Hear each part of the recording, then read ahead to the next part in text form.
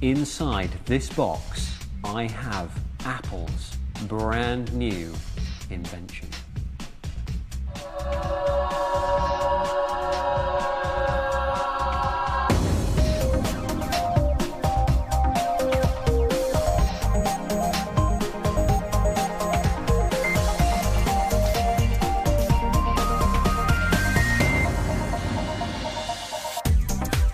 So, after months, even years of speculation and rumour, Apple has finally shown us what's in the box.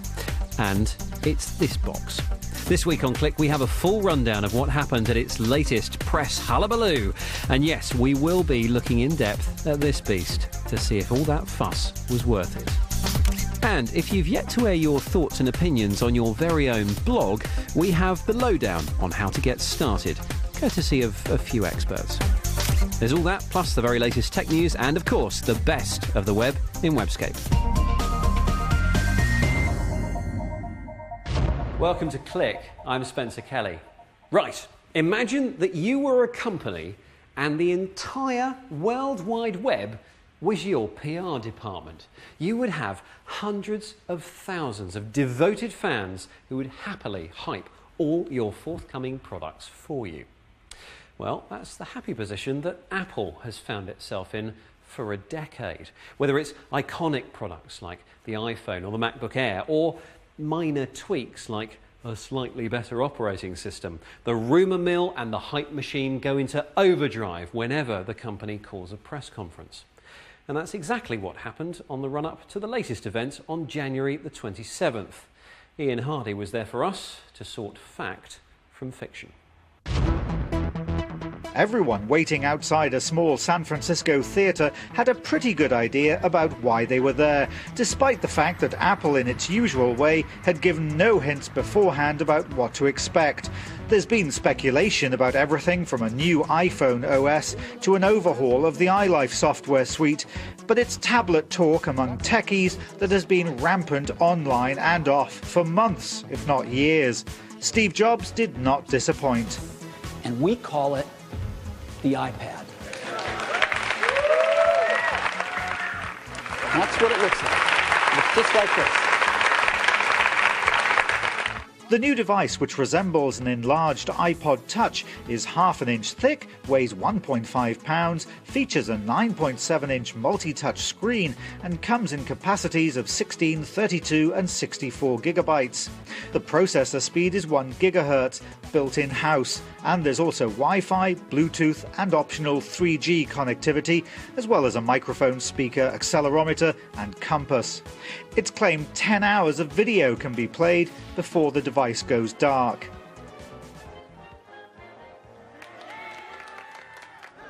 There are two aspects to the iPad that the rumour sites didn't get quite right. There's no inbuilt camera. Some people thought that would have been nice to do Skype video with. And there's no OLED display. Of course, that would have added significantly to the price point of the iPad.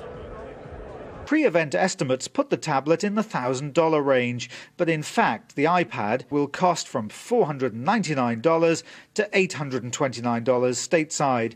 But the question that immediately comes to mind is, why buy an iPad instead of a netbook? The problem is, netbooks aren't better at anything.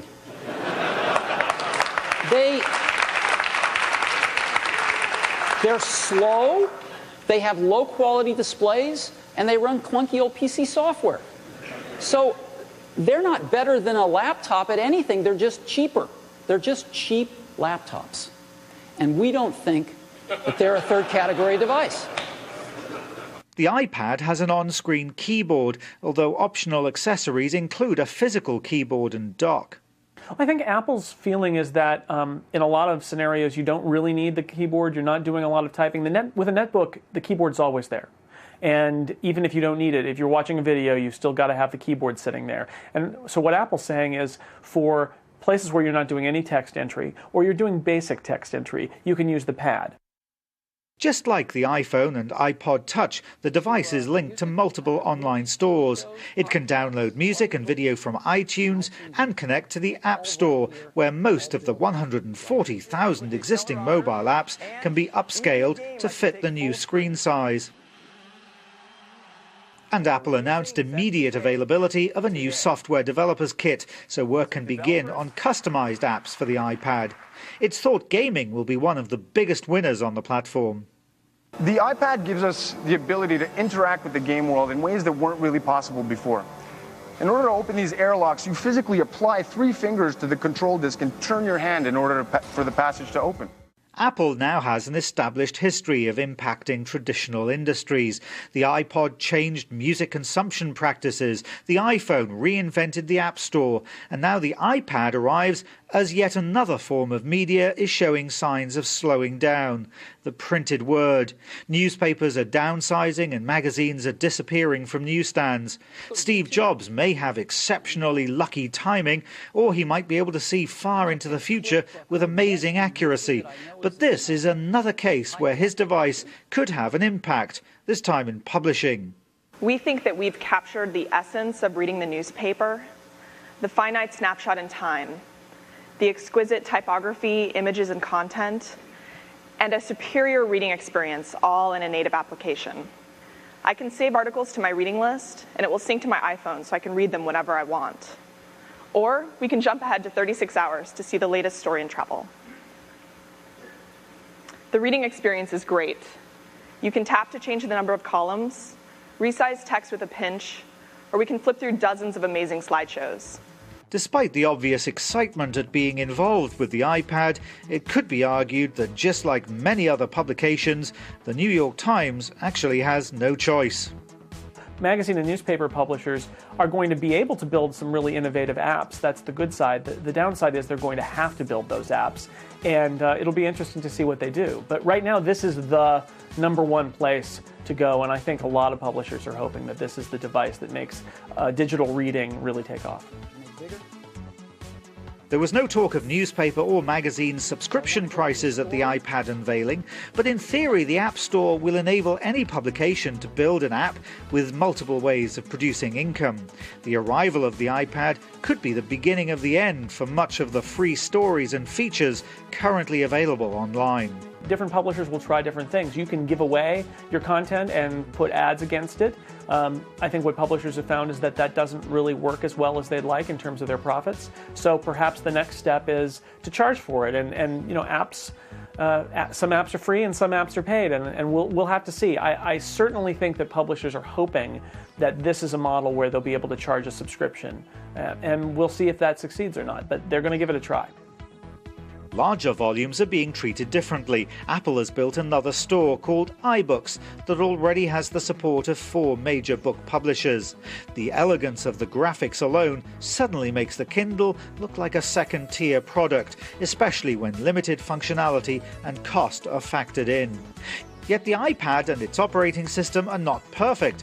It lacks flash support, has no SD card slot, it can't multitask, and in America it will run on a 3G network that has come under some heavy criticism in the past couple of years for patchy service.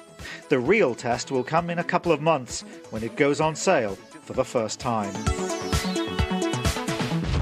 Ian Hardy at the Apple event in San Francisco. So what do you make of the device then? Do you think it can succeed as a tablet?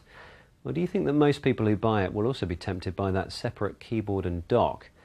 At which point, doesn't it become Apple's version of a netbook, albeit with a completely different operating system? Let us know what you think. On Twitter, we are at BBC Click, and on the email, we are click@bbc.co.uk. Now time for a look at the other big tech news stories of the week. Google may still be deliberating over its future in China after recent cyber attacks there, but the Chinese authorities have also been slow to react to locals who've taken matters into their own hands. They've yet to take down imitation sites of both Google and its subsidiary YouTube, which sprung up earlier this month. The Google imitation, Guji, includes a plea for the US-based web giant not to leave China, whilst YouTubeCN.com offers videos from the real YouTube, which is blocked in China. The clamour to get 3D television into our living rooms has taken another turn. Sky has confirmed it's launching Europe's first dedicated 3D TV channel this April. To preview the service, Sky's kicked off with a world first. with 3D coverage of the weekend's Premiership football clash between Arsenal and Man United, broadcasting to 9 pubs across the UK and Ireland with 3D-ready sets. And lots of punters wearing silly glasses, no doubt. Finally, the world's leading ET hunter is warning that our obsession with the digital revolution is threatening to make us undetectable to alien life forms, a conclusion which no doubt some people will find comforting. Frank Drake, the founder of the Institute for the Search for Extraterrestrial Intelligence, says radiation from digital TV signals is not reaching as far into space as their analogue counterparts, making Earth a bit of an alien blind spot. Now, for the past couple of weeks, the world's attention has been focused on Haiti. The devastating earthquake there has left much of the area in ruins, over 150,000 people dead, and most of its population displaced. After the rescue attempt comes the relief efforts, with aid agencies trying to get supplies to villages and camps that are running desperately short of food. A job that's been made more difficult by a collapsed infrastructure and widespread looting. But you don't have to be on the ground in Haiti to directly help those who are. This crisis camp meeting in London is one of several that have been organised to allow techies to pitch and work on ideas and applications that could be useful to those involved in the relief efforts. And one very important question is, how do you know who needs help, where? Well, this is where a website called Ushahidi is trying to lend a hand, or several thousand actually. Originally created to map post-election violence in Kenya in 2008, the site attempts to gather messages from people caught up in a crisis and then use the power of crowds around the world, something called crowdsourcing, to sort through them and turn them into information that the aid agencies can use. Ken Banks specialises in the application of mobile technologies in developing countries, and he joins us now. Ken, welcome to Click. Thank you. So just explain how Ushahidi is being used in the aftermath of the earthquake. In the aftermath of the earthquake, Haitians were able to send in text messages to report any missing family members or collapsed buildings or anywhere where they identified places where help was needed. For those that could get online, and that was a big challenge initially because the infrastructure all collapsed, they could go onto Twitter, and using hashtags, which is a hash symbol followed by the word Haiti, those were monitored by sites like Ushahidi. People picked up those specific messages through Twitter, and then volunteers were able to enter those into databases as calls for help, information on things that needed doing and where they needed doing. The system, Ushahidi system, also allows you to send in emails and fill in web forms, but again, I think only about 10% of Haitians actually have internet access at the best of times. So mobile technology really was the main way that many of them were able to put in information for help. And it's people around the world that have been aiding that information flow, isn't it? That's right. So once the information comes into the Ushahidi site, anybody anywhere can log on, and using a range of tools that developers around the world have helped create, they can translate messages if they speak Creole, or they can add longitude and latitude coordinates to addresses so that aid agencies know exactly where they need to go. And once the information was sorted, it was posted onto a map so that aid agencies could see where most help was needed, who needed it, and the type of help that people were asking for. And that's where really the crowdsourcing side of things have got very, very interesting in this particular case. And the information that those people around the world produce is then fed back to the aid workers in Haiti? That's right. So there are a number of international organisations working on the ground who very, very quickly were helped to set up satellite communication systems to allow them to start coordinating their efforts. There's a US Navy ship off the coast which is feeding information in and out of the country as well, and actually has been doing some work with sites like Ushahidi. So the information is collated, it's put together, it's stripped down to the bare essentials, and that's then fed via potentially text message or email or through websites to organisations on the ground who need to know how many people are trapped in a certain building, where they need to go, the kinds of help that people want. Okay, Ken, thank you very much for your time. If you would like to find out more about the schemes we've mentioned, maybe you'd like to join the effort yourself, then you'll find all the relevant links at our website, bbc.co.uk/click. Now, as well as being used to bring help to those in extreme need, Web 2.0 is of course used every day by many of us to express ourselves and our opinions in the form of a blog. What do you mean you haven't tried blogging yet?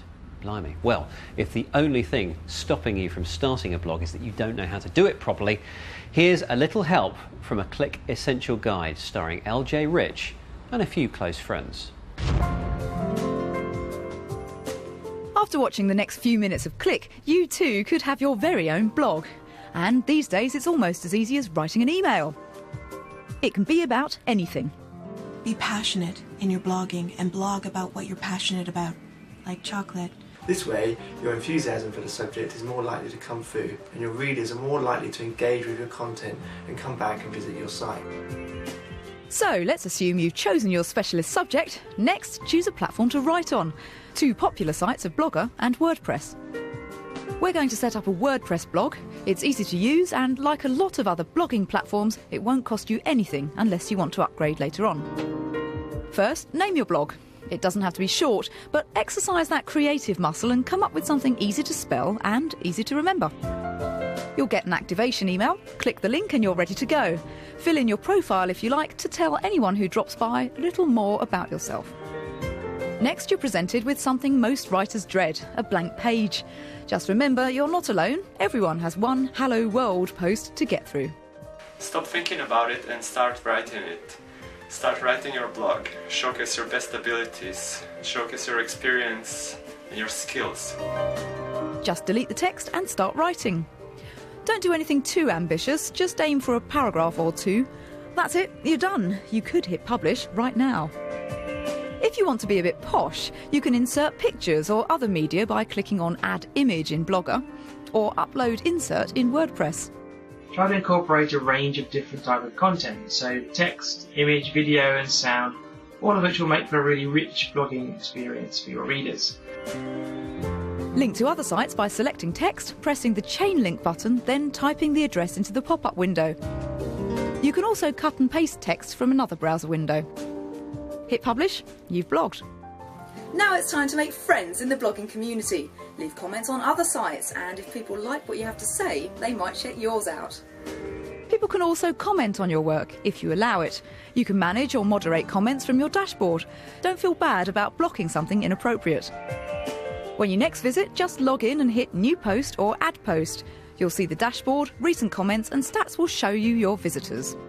Don't be disappointed if people don't come in their droves to read your blog straight away. There's so much information online about everything that you really need to make an effort to find your audience and pull them in. The best way to do this is to connect with people who are online already. Try to post fairly consistently and fairly regularly, so once a day or once a week or even once a month. Just try to set a standard so your blog readers will know when to come back and enjoy your content. And like everything on the net, anything you blog will be there forever. So be wary of angry flaming, typing with caps lock on, which just looks angry, or making dodgy comments that someone's lawyer might not be too happy about. Remember, there's a whole community to help you find your feet in the blogosphere, so link your profiles for maximum exposure. Do hook up with Twitter, Facebook, MySpace, even LinkedIn has a blog service. So make it easy for people to find you, and they will. Happy blogging. Hope that helps, and thanks for your suggestions for future Click Essential Guides. Keep them coming. Now, while you sit there composing your blog, bear in mind that if it's good, one day it may attract the attention of one Kate Russell, and you could find yourself the star of Webscape, and then you won't know what hit you. There's no shortage of random arty websites on the net, but don't worry if you don't have a graphics tablet and a steady hand, because our first site today will get your creative juices flowing montage style. ThinkDraw.com is the home of this artistic community, where you're invited to create your own quirky masterpieces by dragging and dropping pre-made shapes onto a drawing board, so it's great for kids as well. Themed into sets like flowers, gothic, animals and loads more, you can design conventional pieces, or like a lot of this talented community, why not try and use the shapes to create something completely different, like this amazing portrait made out of fruit. Or how about this one, created with the animals set? Check out those funky sunglasses. Take a look at the top-rated section for inspiration, and if you register with the site, you can participate in the community by rating the images that others have made. I think you deserve a little treat for your iPhone now. Some people have literally thousands of tracks in their music collection, and creating a playlist can be a laborious task. Not anymore. Mood Agent is a cute but powerful tool designed to match your music to your mood by letting you create unique playlists of 25 songs in a matter of seconds using 5 colourful sliders. It works by profiling your music on things like emotion, genre, style and tempo. It's by no means the only app out there to perform this kind of function, but I'm loving the interface, and aside from the odd anomaly, the tunes it selects seem to be pretty much spot on. Don't worry if your collection is so obscure that many of the tracks aren't profiled, as there is a handy desktop app you can download from the website, which lets you set the parameters yourself. All this style and function for the princely sum of nothing. But hurry along to the App Store, as the website hints that it might not be free forever. Technology is great, isn't it? But what happens when it goes wrong? OK, if you're still inside your warranty period, then well, it's only a minor hassle. If not, well, you might as well throw it away, right? Or not? At least not if the offending article is a Mac, iPod or iPhone. Just head along to iFixit.com for a sizable library of DIY repair manuals for these popular devices. They cover everything from simply how to put the SIM card into an iPhone 3GS, not as easy as you'd think, to replacing a cracked display on your iPod Touch. We've all sat down with one in our back pocket, I'm sure. If you happen to live in the USA, there are links to buy tools and parts attached to each manual, which is also a handy reference source for those shoppers in other parts of the world, as you can easily see what it is you should be asking for at your local suppliers. I'm sure I don't need to tell you that tampering with your devices could void your warranty, so only attempt a self-repair if there are no other options, no matter how tempting it is. Every now and then you come across a web tool that you had no idea you needed. But once you find it, if someone took it away from you, well, it would be like losing an arm. Tinkerbox.com is my new webby best friend. It allows you to create mashups of hyperlinks found on various different websites to make your own custom content pages filled with everything that interests you. It works brilliantly for making collections of videos, like this laughing baby set I made to help chase away those Monday morning blues. All the boxes are accessed through the website, so it's a bit like having a travelling bookmarks folder too, and is especially handy for sharing content in a fun and convenient way. And that, my little web-wise friends, is about it from me this week. Links to all the pages explored today can, of course, be found on our website, so they're never more than a couple of clicks away. What would you do without us? Best not to answer that, I think. Right, bbc.co.uk/click them for the website. On the email, we are click@bbc.co.uk. And don't forget, you can follow us on Twitter for all the behind-the-scenes action and the interesting tech stories that we come across during the week. We are at BBC Click. No excuse for not keeping up with things. Thanks for watching. See you next time.